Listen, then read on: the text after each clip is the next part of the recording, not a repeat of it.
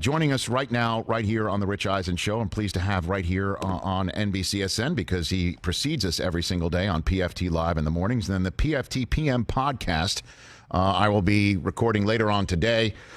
His other guests are two guys named Joe Burrow and Chase Young. Chris, heard of them? Mike Florio, where am I in the run of show with those two guys later on today?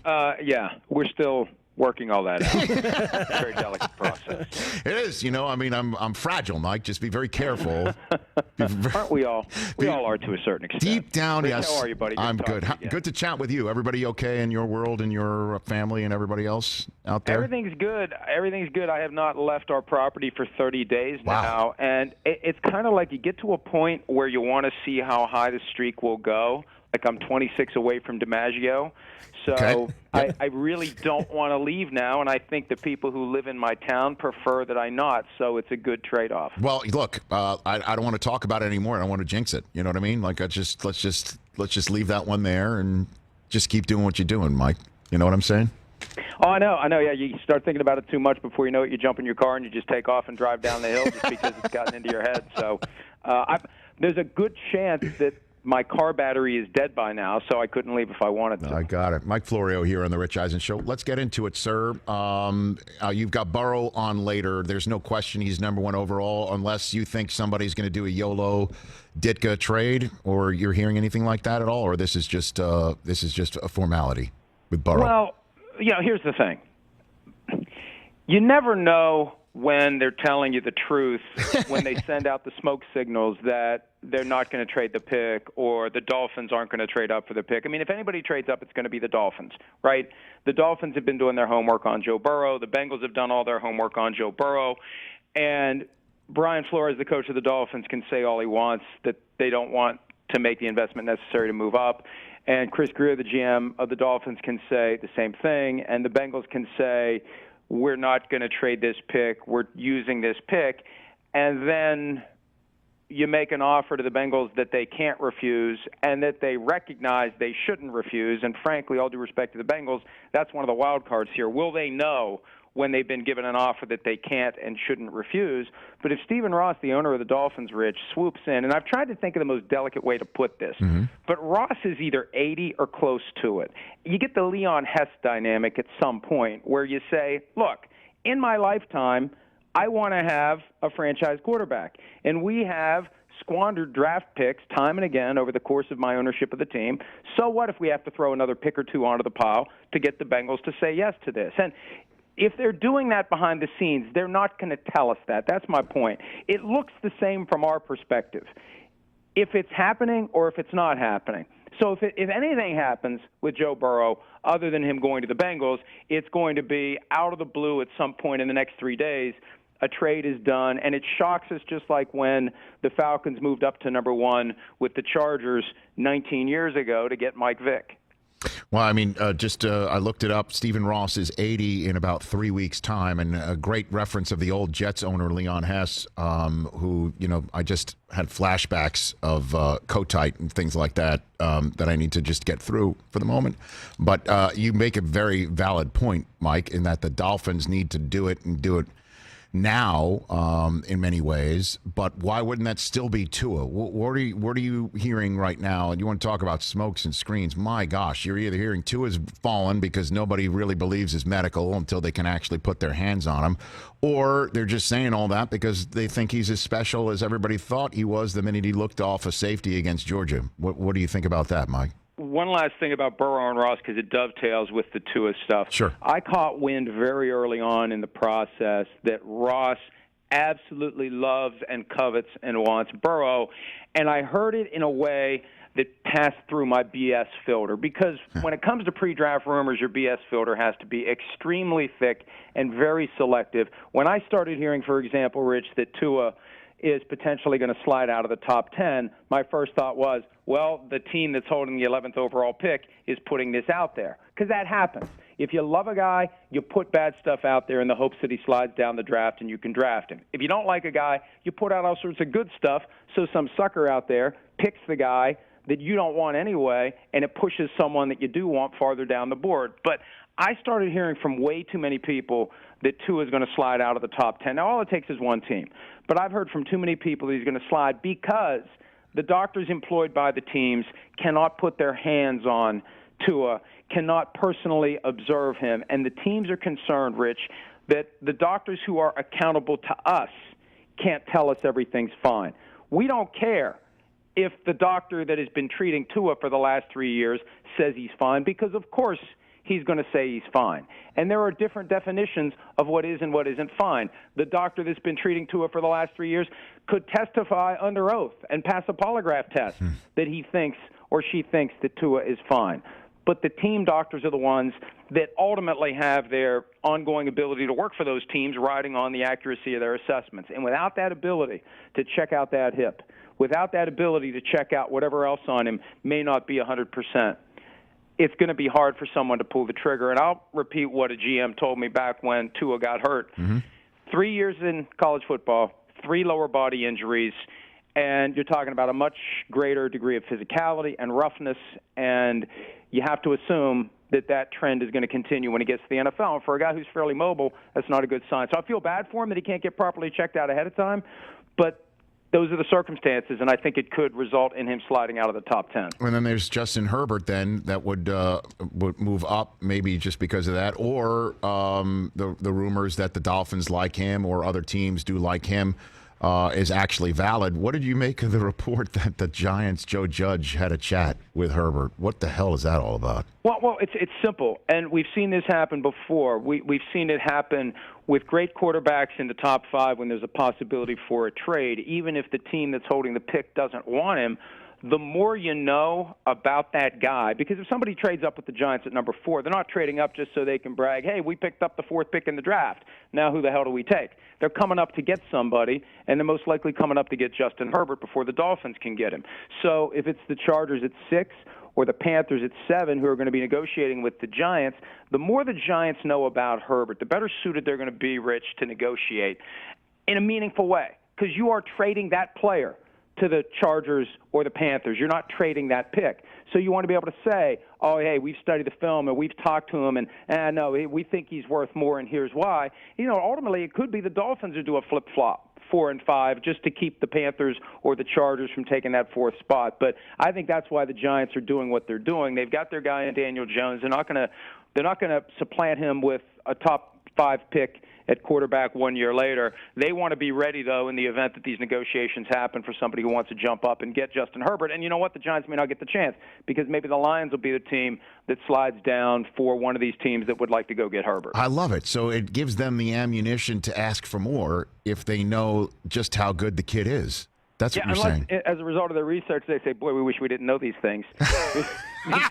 Hopefully they are gleaning the good things from Justin Herbert. And there's a lot of good from Justin Herbert. I remember at one point, and, you know, you always hear during college football season, Rich, this guy's going to be the first overall pick. That guy's going to be the first overall pick. Sure. But there was buzz that if Herbert had come out after the 2018 college season, he would have been in the running for the number 1 overall pick last year.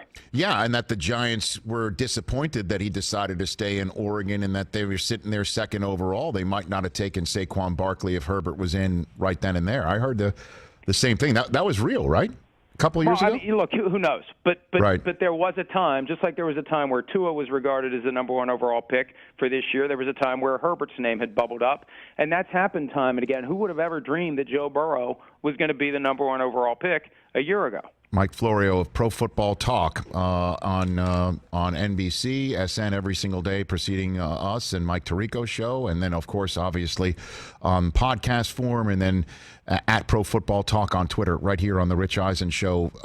Odell Beckham and Leonard Fournette both rumored to be on the block. What's the smoke screen or realness of all that in your mind? Well, it's definitely real with Leonard Fournette, and the Jaguars have come to the conclusion that from a culture standpoint, they're trying to move on with guys who are going to fit better with what they're trying to do. And I also think at a certain level, Rich, you're going to see under Jay Gruden, the new offensive coordinator there, an offense that maybe doesn't incorporate the downhill running style of Leonard Fournette. It's going to be more of a wide-open passing game with Gardner Minshew.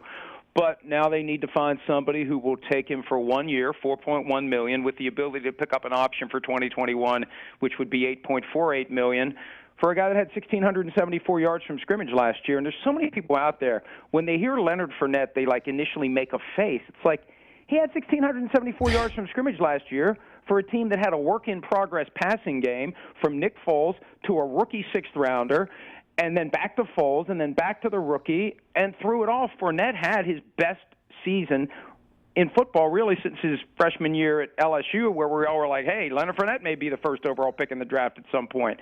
So the guy's got skills. The guy's got talent. Now, Ian Rappaport reported earlier today that the Jaguars are having a hard time finding any interest in the guy. And, who knows? Maybe at some point the Jaguars are going to have to pay a little bit of his salary to get him off the roster. Or maybe they're just going to have to take a sixth or a seventh round pick. But they want to avoid that $4.1 million, and they want to move on.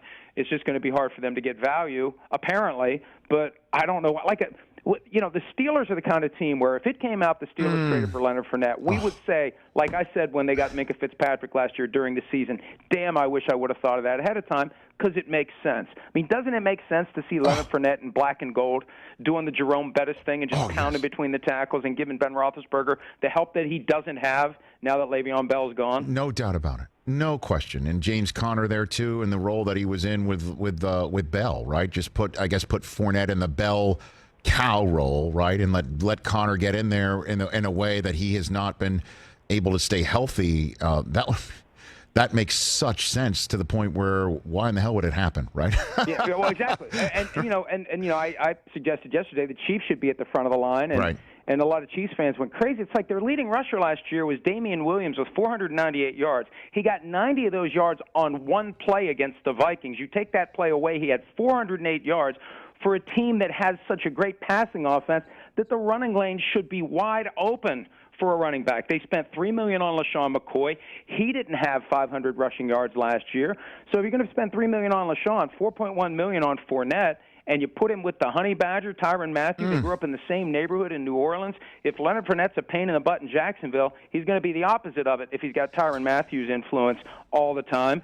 And just think about that Chiefs offense. If you put a high-end tailback in there, a guy who's capable of doing what Fournette did last year, you may just want to hand him the trophy and not even bother with the season. Right. I guess we do need to see. It makes total sense. I mean, we do need to see what happens in the draft. All the mocks that I see have DeAndre Swift potentially falling to the Chiefs at 32, and then there's of course all the trades that might happen with people. 32 is usually that spot where somebody trades back in for a fifth year of control of somebody like, say, Lamar Jackson or Teddy Bridgewater, like we've seen in previous drafts. Mike Florio here on the Rich Eisen show. What about Odell? We didn't hit that. Is that you said Fournette was real? Does that mean Odell is not? In terms we don't know, because again, right. like we talked about earlier, they're never going to come out and tell us the truth if it is the truth, because the last thing the Browns need is to have Odell Beckham Jr. thinking that they were or are considering moving him. And when the report came out last week from Mark Malusis at WFAN, that struck me as, when it's one of those weird curveball reports, Rich, where you're like, well, where the hell did this come from? This person doesn't break news. To me, I find that as being more credible because that guy's got one swing of yak, right? If I screw something up, if Mort screws something up, if Shefty screws something up, if anybody who does it for a living screws something up, you're right back on the horse the next day. And you're going to be reporting something accurate that inevitably will make people forget about the one you screwed up. But if you're just going to swing the bat one time, you better hit the ball. So I think, and based on some of the stuff I did to try to put meat on the bone, I tend to think that maybe there was something there that didn't go anywhere. And now the Browns are trying their damnedest to just get the toothpaste back in the tube, because the last thing they want is Odell Beckham Jr. to feel like his team doesn't love him the way that it should, and that his team was considering trading him, and maybe Odell's going to be the one who starts saying, hey, I'd like to be traded to this team or that team. I mean, he's definitely wanted to play for the Patriots in the past. Now, Tom Brady's not there, so he may not feel that way. But I think that if there was anything with the talk, it's not a surprise at all that they will shout from the rooftops now that it's over and that it's apparently done, that there was never anything to it, because they have to deal with Odell going forward. A few more minutes left with Mike Florio of Pro Football Talk, profootballtalk.com, PFTPM podcast that I'll be appearing later on. So I guess it'll be PFTPM podcast with Rich Eisen, Joe Burrow, and Chase Young later on.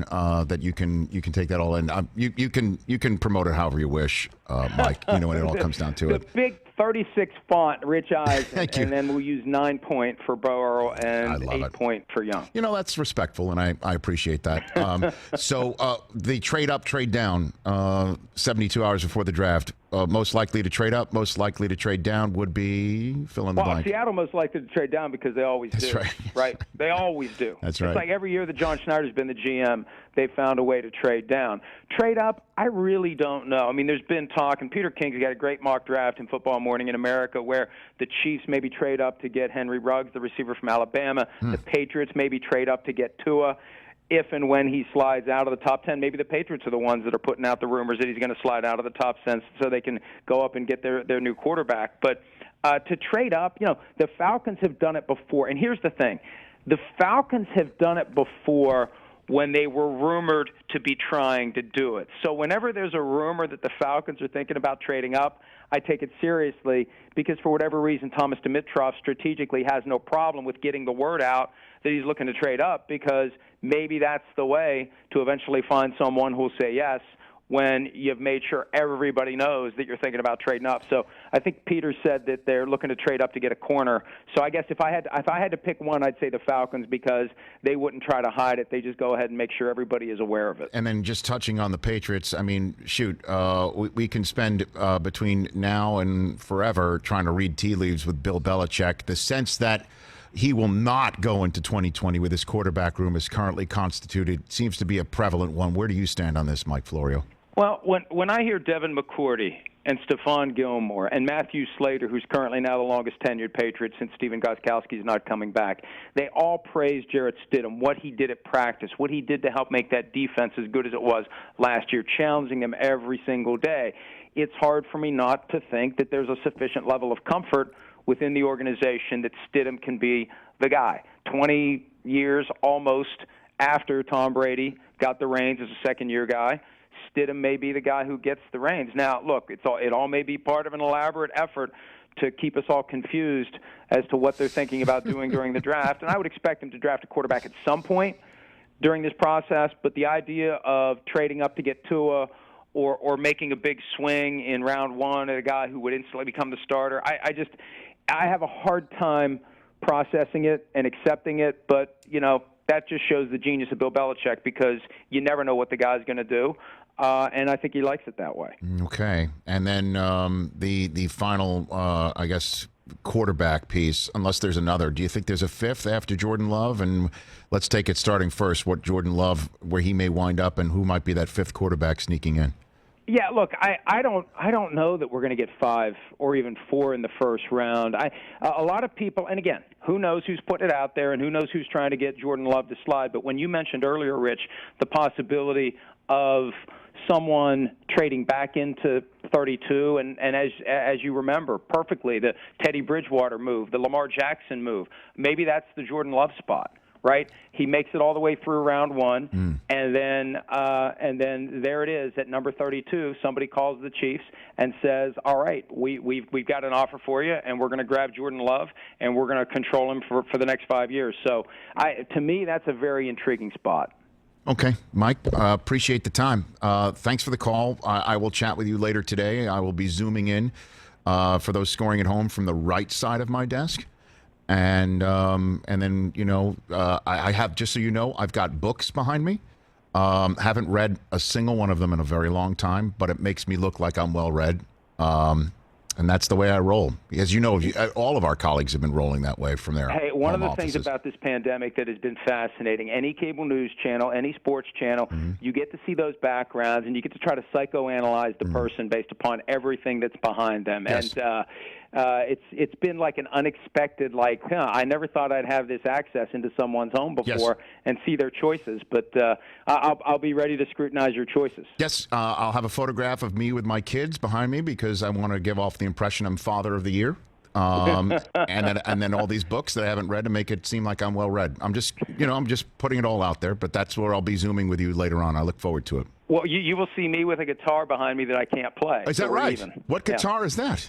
What is that? I've got some guitars hanging on the wall. I do these down in my barn, and the guitars are there for the ambiance. At one point, I tried to play them, but then I realized it's either too late to develop the skills or I never had the skills in the first place, so they just hang there and look good. They give me street cred and make it look like I actually know what I'm doing. I know how to hang them on the wall. That's what I know how to do. Are you scribbling on them to make it seem like that they're a world-famous rocker, to make it seem like you're connected in that way? You should do that. Actually, and this is the God's honest truth, a friend of mine brought over an autographed guitar from Alabama whenever they had their final tour. So that's one of the 4. I was never a big Alabama fan, but there is a signed guitar hanging on the wall from Alabama. There you go. Mike, we'll chat later on. I appreciate this call. See you, Rich. You got it. It's Mike Florio, at Pro Football Talk on Twitter.